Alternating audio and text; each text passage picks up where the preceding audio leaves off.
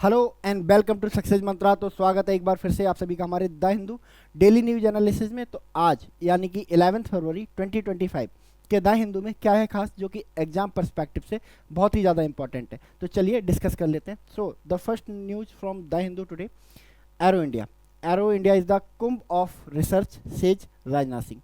तो कल जैसे कि हम लोगों ने डिस्कस किया था, कल के द हिंदू में भी इससे रिलेटेड आर्टिकल आया था कि हमारा हमारा जो एरो इंडिया है वो 10 फरवरी को शुरू हो गया है और इसका इनॉग्रेशन किया हमारे डिफेंस मिनिस्टर राजनाथ सिंह ने। तो अपनी स्पीच में, अपनी इनॉग्रल स्पीच में डिफेंस मिनिस्टर राजनाथ सिंह ने एरो इंडिया को कंपेयर कर दिया है कुंभ से।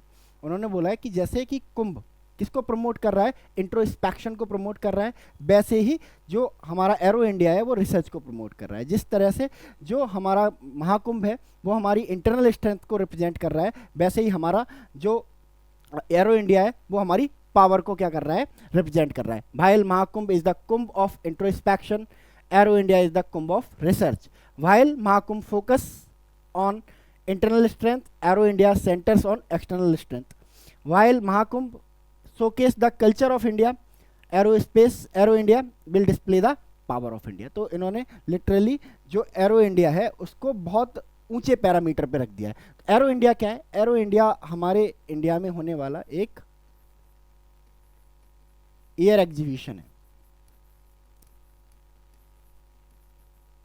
जो कि हर 2 साल पे यानी कि बायएनियल है, हर 2 साल पे हमारे इंडिया में कंडक्ट कराया जाता है। ठीक है, देश विदेश से जो फाइटर जेट है, फ्लाइंग ऑब्जेक्ट हैं, चाहे आपका यूएवी हो गया या फिर फाइटर जेट हो गए या फिर ट्रांसपोर्ट एयरक्राफ्ट हो गए, ये सब कुछ शोकेस किए जाते हैं हमारे एरो इंडिया में। ठीक है, तो इस बार का जो एरो इंडिया है बहुत अपने आप में खास है। पहली बात, बेंगलोर में हो रहा है हर बार की तरह। बेंगलुरु में कहाँ पे हो रहा है? Yelahanka air force station.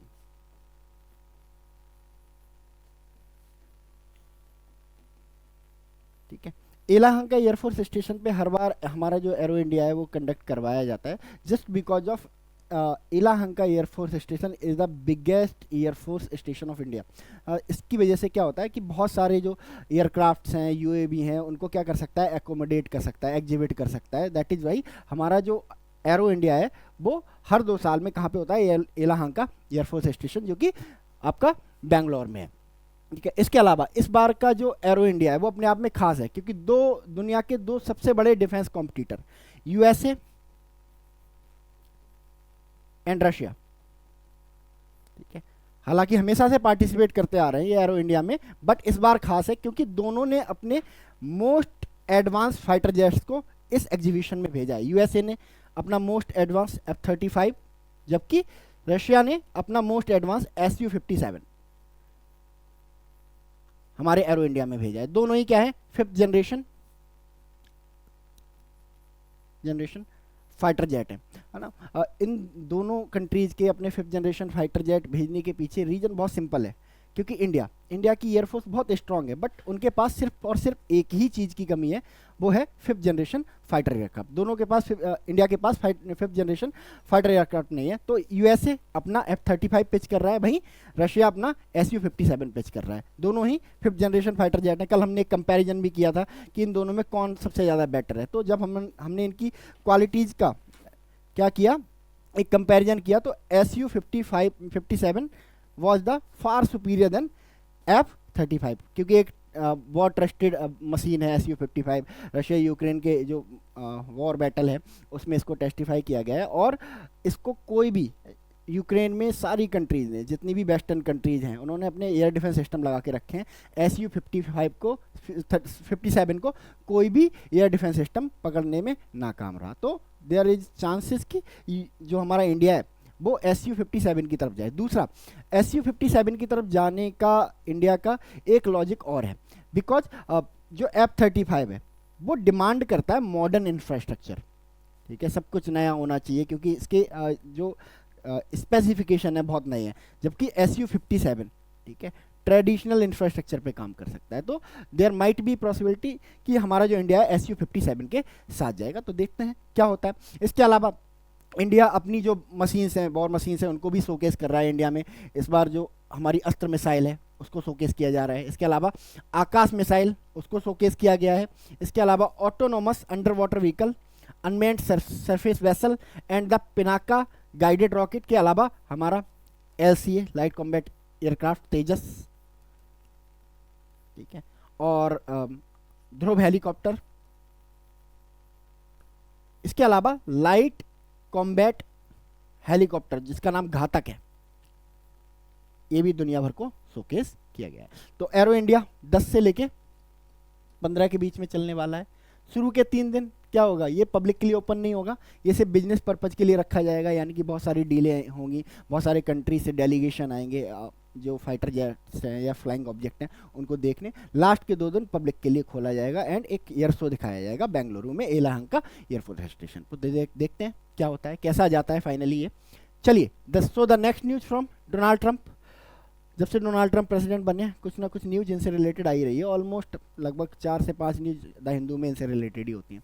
तो अब ट्रंप ने क्या किया है, Trump proposed tariff on steel aluminium import. Trump ने क्या कर दिया है, टैरिफ लगा दिए हैं किस पे, जो स्टील है और एल्यूमिनियम प्रोडक्ट हैं उनके इंपोर्ट पे। टैरिफ्स क्या होते हैं बेसिकली, टैरिफ्स बेसिकली क्या होते हैं, टैक्सेस होते हैं जो किस पे लगाए जाते हैं, किसी चीज के इंपोर्ट पर लगाए जाते हैं। लाइक अगर इंडिया कुछ इंपोर्ट करता है यूएसए से, है ना, इंडिया का कोई बिजनेसमैन यूएसए से कुछ इंपोर्ट कर रहा है, तो इंडिया की जो गवर्नमेंट है वो क्या करेगी, एक टैक्स लगा देगी बिफोर एंटरिंग इंडिया। इसी टैक्स को क्या बोला जाता है, टैरिफ बोला जाता है। तो पूरी दुनिया में टैरिफ वॉर शुरू कर दी है डोनाल्ड ट्रंप ने, और इन्होंने कहा है कि अब जो स्टील और एल्यूमिनियम इंपोर्ट करने वाले कंट्री हैं तो उनके स्टील और एल्यूमिनियम प्रोडक्ट पर भी अब कितना लगाया जाएगा टैरिफ, और कितना, मामूली नहीं, 1% 2% नहीं, पूरा 25%। President Donald Trump has said on the US will impose 25% tariff on all steel aluminium import including from Canada, Mexico as well as another importing duties later in week. तो अगर बात करें एल्यूमिनियम और स्टील की, तो number 1 पे आपके aluminium में कनाडा आता है, देन फिर चाइना आता है, मैक्सिको आता है, हम कहीं 5वें नंबर पे आते हैं। ठीक है, अगर बात करें आयरन और स्टील की तो पहले पे इनका चाइना आता है इंपोर्ट में, एंड कनाडा आता है, देन फिर 3rd पे मैक्सिको आता है, हम 9 नंबर पे आते हैं। यानी कि हम बहुत ज़्यादा यूएसए को नहीं बेचते आयरन, स्टील और एल्यूमिनियम, बट फिर भी अपने आप में एक बड़ी क्वांटिटी भेजते हैं। 4.5 बिलियन एल्यूमिनियम भेजते हैं हर साल और 15.6 बिलियन आपका आयरन एंड स्टील भेजते हैं। तो अगर इस पे भी 25% का टैरिफ इम्पोज किया जाता है तो ये कहीं ना कहीं जो हमारे एल्यूमिनियम या आयरन और स्टील का जो बिजनेस करने वाले जो हमारे इंडस्ट्रियलिस्ट हैं उनको डिस्करेज करेगा कहीं ना कहीं। तो इंडिया की कोशिश रहेगी कि इन चीज़ों को रोके। तो इंडिया, हमारे जो प्राइम मिनिस्टर हैं 13 फरवरी को डोनाल्ड ट्रंप से मिलेंगे, यूएस जा रहे हैं, अभी फ्रांस में हैं, यूएस पहुंचेंगे, और एक प्लान तैयार किया गया है कि इस टैरिफ वॉर को कैसे रोका जाए डोनाल्ड ट्रंप से। ठीक है, क्योंकि अब डोनाल्ड ट्रंप को ना चाहते हुए भी इंडिया पे टैरिफ लगाने पड़ेंगे, अदरवाइज जो वर्ल्ड ट्रेड ऑर्गेनाइजेशन है वहाँ पे क्वेश्चन रेज हो जाएंगे कि इंडिया को क्यों एग्जम्प्ट कर रहे हैं। तो दिखावे के लिए, दुनिया को दिखाने के लिए इंडिया पे भी टैरिफ लगाने पड़ेंगे। तो इसके लिए एक प्लान तैयार किया है। प्लान ये है इंडियन गवर्नमेंट का कि इंडिया में offer lower duties to pacify Trump. ठीक है, तो इंडिया जो ड्यूटीज लगाता है ना यूएस से, जो इंपोर्ट पे यूएस से जो सामान आता है उन पर जो टैरिफ लगाए जाते हैं, जो ड्यूटीज लगाई जाती हैं, उनको क्या करना पड़ेगा, उन्हें कम करना पड़ेगा। तो उन्होंने कहा कि हम कम कर देंगे 2.5%, 2% या 0% कर देंगे कहीं ना कहीं, जिससे क्या होगा, ट्रंप का गुस्सा शांत हो जाएगा और इंडिया, है ना, जो इंडियन प्रोडक्ट हैं वो यूएस में टैरिफ से बच जाएंगे, यानी कि उन पर बहुत ज़्यादा टैरिफ नहीं लगेगा। तो हमने अभी के लिए ये प्लान बनाया है, और प्राइम मिनिस्टर मोदी आने वाले समय में जब वो यूएस जाएंगे 13 फरवरी को, तो यही प्लान डोनाल्ड ट्रंप के सामने पिच करेंगे। देखते हैं कितना कन्विंस करता है ये डोनाल्ड ट्रंप को। इसके अलावा जब ये टैरिफ डोनाल्ड ट्रंप ने कल अनाउंस किए तो उन्होंने बात करी रेसिप्रोकल टैरिफ की। ठीक है, तो उन्होंने कहा कि ये जो 25% टैरिफ हमने लगाए हैं वो उन कंट्रीज पे लगाए हैं जो हमसे एक तरफा फ़ायदा ले रहे हैं। ठीक है, या फिर हमारे यहाँ क्या कर रहे हैं, डंपिंग करने की कोशिश कर रहे हैं, तो इसलिए हमने उन पर क्या लगाया है, टैरिफ लगाया 25%। बट इसका मतलब ये नहीं है कि हम सिर्फ इन्हीं कंट्रीज तक सीमित रहेंगे, हम अब लगाने जा रहे हैं रेसिप्रोकल टैरिफ। ठीक है, जैसे क्या होता है, USA as a super power कुछ कंट्रीज को प्रीफरेंस देता है ठीक है, प्रीफरेंस का मतलब क्या है, ट्रेड में हील देता है, यानी कि कुछ रिलैक्सेशंस देता है कि आप, यूएस कहता है कि हम जब आपके यहाँ कुछ प्रोडक्ट बेचेंगे तो आप टैरिफ लगा लेना, बट हम जब आप हमारे यहाँ कोई प्रोडक्ट भेजोगे तो हम टैरिफ नहीं लगाएंगे। यानी कि यूएस जब किसी कहीं पे इंपोर्ट करता है, मान लो सपोज कोई कंट्री है युगांडा, ठीक है, तो वो कंट्री टैरिफ लगा सकता है 2%, 3%, जो भी है वॉट, ठीक है, बट जब यही कंट्री यूएसए में प्रोडक्ट भेजेगा अपने, तो यूएसए टैरिफ नहीं लगाएगा। ठीक है, तो डोनाल्ड ट्रंप कहते हैं ये तो बहुत ही अनफेयर है ना, कि हम किसी कंट्री को वॉक ओवर दे रहे हैं कि आप हमें टॉर्चर करो, एंड है ना, हम उस टॉर्चर को हैप्पीली एंजॉय करेंगे, बदले में कोई भी रिटेलिएशन नहीं होगा। तो डोनाल्ड ट्रंप कहते हैं कि अब कुछ ऐसा नहीं होने वाला, अब लगेंगे रेसिप्रोकल मतलब टैरिफ, आप जितने टैरिफ हम पे लगाओगे उतने ही टैरिफ हम आप पे लगाएंगे। ये देखो यहाँ कहते हैं US would impose import duties on procedure in case which another country has levied duty on US good, if they are charging us 130% and we are charging them nothing, it is not going to stay that way, he said। उन्होंने कहा कि ये अब होने नहीं जा रहा है कि आप हम पे टैरिफ लगाते रहो और हम चुपचाप शांति के साथ बैठे रहें। ठीक है, तो देखते हैं किन किन कंट्रीज पे ये रेसिप्रोकल टैरिफ लगाते हैं। मोस्ट प्रोबेबली जो छोटे मोटे कंट्री हैं और जो बेस्ट यूरोप के कंट्री हैं उन पर ये रेसिप्रोकल टैरिफ जो है वो लग सकता है। ठीक है, चलिए next news. So the next news is from Bangladesh. Bangladesh में एक क्रैकडाउन शुरू हो गया है। Bangladesh crackdown on Hasina loyalist 1300 held. Crackdown शुरू हो गया है और सिलेक्टिव रूप से एक पार्टी के जितने भी सपोर्टर्स हैं, लीडर्स हैं, उनको क्या किया जा रहा है, अरेस्ट किया जा रहा है। और ये ऑफिशियल तरीके से हो रहा है, एक प्लान बनाया गया है, एक ऑपरेशन लॉन्च किया गया है। उस ऑपरेशन का नाम क्या है, डेविल हंट। एक ऑपरेशन चलाया गया है जिसका नाम डेविल हंट है। इसके तहत क्या किया जा रहा है, एक पार्टी जिसका नाम आवामी लीग है, आवामी लीग, और ये किसकी पार्टी है, शेख हसीना की पार्टी, वही जिन्हें कुछ समय पहले बांग्लादेश से निकाल दिया गया था, बांग्लादेश की प्राइम मिनिस्टर हुआ करती थी। तो उन्हीं की पार्टी के जो सपोर्टर्स हैं और जो लीडर्स हैं उनको डिटेन किया जा रहा है, रातों रात घर से क्या कर दिया जा रहा है, गायब कर दिया जा रहा है, सड़क से उठा लिया जा रहा है। ठीक है, तो ये क्रैकडाउन बांग्लादेश में चल रहा है और ऑफिशियली चल रहा है। और एक प्रेस कॉन्फ्रेंस भी हुई इसके बाद।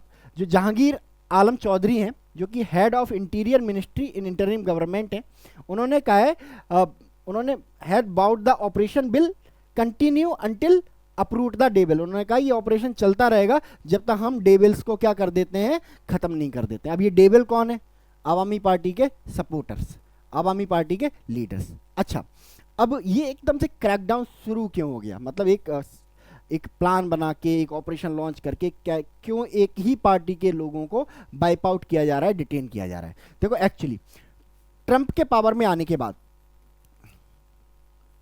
ट्रंप जब से पावर में आए हैं, बांग्लादेश की जो गवर्नमेंट है, जो अनइलेक्टेड गवर्नमेंट है, जिसको रन कर रहे हैं मोहम्मद यूनिस, नोबल भी मिला हुआ है, आई कांट बिलीव कि इस पर्सन को नोबल भी मिला हुआ है, कि यूनिस के ऊपर है प्रेशर कि डोनाल्ड ट्रंप कभी भी कह सकते हैं कि देखो फंडिंग आपकी बंद हो रही है। जो पिछली गवर्नमेंट थी उसने आपको प्रमोट किया, एक बांग्लादेश में सिलेक्टिव आउटरीच क्रिएट करवाई, शेख हसीना को पावर से बाहर निकलवाया, देश से बाहर निकलवाया, अब हम आपको सपोर्ट नहीं करने जा रहे हैं, अब आपको क्या करवाने पड़ेंगे, इलेक्शन करवाने पड़ेंगे। जब यूनुस को प्रेशर में इलेक्शन करवाने पड़ेंगे, तो रिमेंबर पिछले साल जनवरी में जब बांग्लादेश में इलेक्शन हुए थे तो थंपिंग मेजोरिटी आई थी इसी आवामी लीग की, यानी कि फुल मेजोरिटी के साथ शेख हसीना प्राइम मिनिस्टर बन के आई थी। ठीक है, तो जब इलेक्शन होंगे फिर से, तो आवामी लीग है ना, जिसको पिछले साल पूरी थंपिंग मेजोरिटी मिली थी, अब तो उसके साथ क्या है, सिंपैथी भी है। तो पावर में कौन आएगा दोबारा से, आवामी लीग पावर में आएगी, मतलब शेख हसीना पावर में आएगी। ठीक है, और जब शेख हसीना पावर में आएंगी तो फिर क्रैकडाउन होगा इन सब लोगों पे जिन्होंने शेख हसीना को पावर से बाहर किया था। सो मोहम्मद यूनिस ये मेक श्योर करना चाहते हैं कि जब इलेक्शन अनाउंस हो तो ये जो पार्टी है आवामी लीग, ये कहीं पिक्चर में दिखाई ना दे, इसको इतना वीक कर दो, इसके जो सपोर्टर्स हैं उनको इतना टेरराइज कर दो, इनके लीडर्स को इतना टेरराइज कर दो कि वो इलेक्शन में वोट देने से या इलेक्शन में लड़ने से भी क्या करें, घबराएं। तो क्रैकडाउन, सिलेक्टिव क्रैकडाउन इसलिए चल रहा है। अब क्या होगा, आवामी लीग को जो लीडर्स हैं, सपोर्टर्स हैं, उन्हें टेरराइज करके ख़त्म कर दिया जाएगा। उसके बाद ये जो पर्सन है मोहम्मद यूनिस बांग्लादेश में इलेक्शन अनाउंस करेगा और जिस पार्टी को चाहेगा उस पार्टी को पावर में बिठा देगा ये, क्योंकि लोगों के पास ऑप्शन ही नहीं होगा, अवामी लीग ऑप्शन में है ही नहीं। उसके बाद नेगोशिएट करेगा कि मुझे सपोर्ट जो पार्टी करेगी मैं उस पार्टी के फेवर में वोटिंग कराऊंगा, इसलिए ये सारी चीज़ें चल रही हैं। ठीक है, देखते हैं क्या होता है। बाकी बांग्लादेश के बारे में आपको सब पता ही है, कैपिटल इनकी ढाका है, करेंसी इनकी टका है, और Indian state Tripura, Assam, Meghalaya and Paschim Bengal and Mizoram, ये 5 इंडियन स्टेट है जो बाउंड्री शेयर करते हैं विद बांग्लादेश। ठीक है, कब बना था बांग्लादेश? 1971 में बना था। पहले इसी, आज जैसे हम बांग्लादेश कहते हैं, इसी पार्ट को पहले क्या बोला जाता था? ईस्टर्न पाकिस्तान बोला जाता था। ठीक है, चलिए next news. Modi arrives in France for AI summit, talks with macro. तो प्राइम मिनिस्टर मोदी की जो है विजिट कल से शुरू हो गई है और 2 देशों की विजिट होने वाली है, फ्रांस और यूएसए। तो अपनी इस विजिट के पहले पड़ाव में ये पहुंच गए हैं फ्रांस। देख पिक्चर में दिखा रहे हैं कैसे इंडियन डायस्पोरा से मिल रहे हैं। ठीक है, क्यों पहुंचे हैं? एक समिट है, एआई एक्शन समिट, उसमें पार्टिसिपेट करने। ठीक है, जिसको चेयर कर रहा है कौन? फ्रांस। और फ्रांस ने स्पेशली इनवाइट किया है इंडिया को टू को चेयर, यानी कि एज ए डेप्टी को चेयर। तो इंडिया के लिए एक ऑनर की बात है। इंडिया किसको रिप्रेजेंट कर रहा है यहाँ पे? ग्लोबल साउथ को रिप्रेजेंट कर रहा है। तो एआई एक्शन समिट तीसरा एडिशन है। पहला एडिशन इसका यूके में हुआ था 2023 में, एंड दूसरा एडिशन इसका साउथ कोरिया में हुआ था 2024 में। तीसरा समिट है। और ये समिट होता क्यों है? ठीक है, एआई एक अपॉर्चुनिटी भी है और एक डिजास्टर भी हो सकती है। तो एआई को एक अपॉर्चुनिटी बनाए रखना, एक ऐसा एआई डेवलप करना है ना, ऐसे ऐसे एआई इनोवेशन करना जो ह्यूमन फ्रेंडली हो, है ना, ह्यूमन एनिमी ना हो। अगर ह्यूमन एनिमी हो गए तो प्रॉब्लम हो जाएगी, डोमिनेट करने लगेंगे ह्यूमंस को।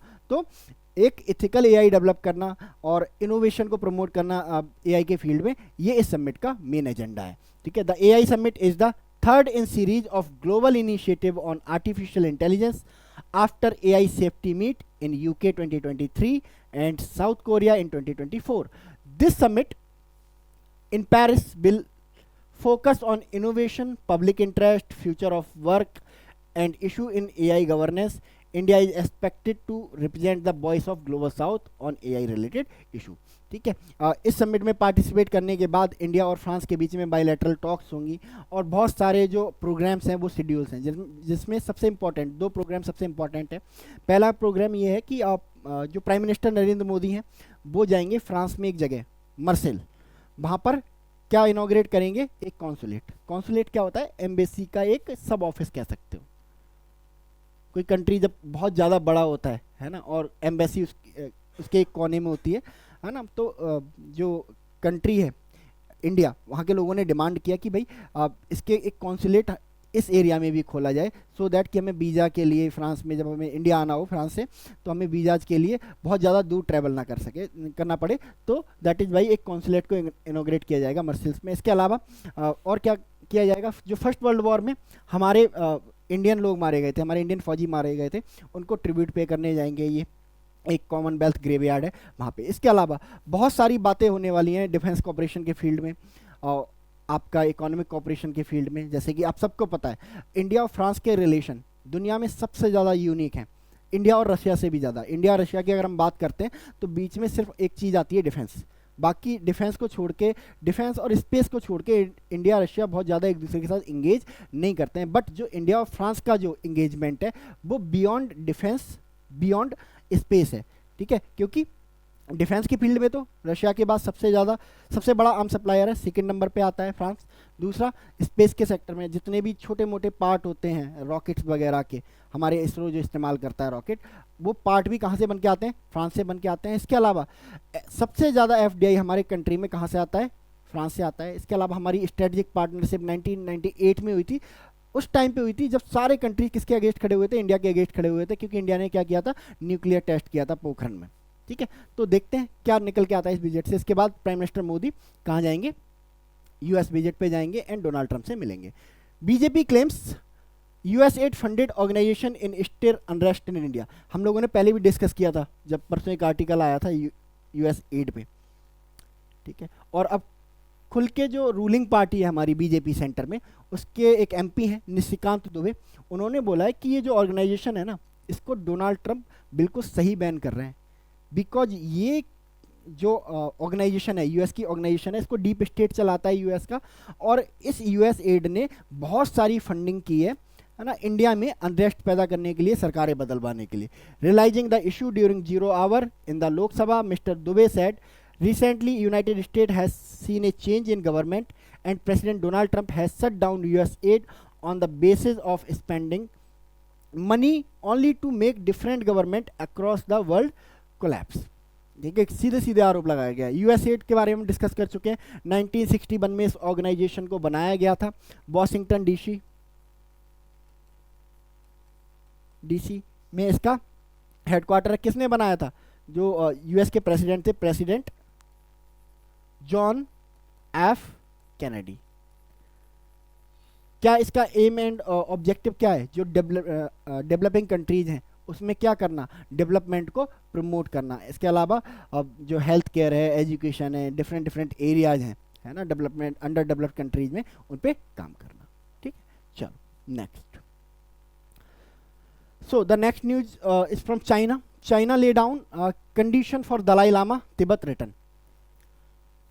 ठीक है, अभी हाल ही में क्या हुआ, दलाई लामा, इनके बड़े भाई की डेथ हो गई। तिब्बत में ही रहते थे वो। दलाई लामा इंडिया चले आए थे बट वो वहीं पे रह गए थे।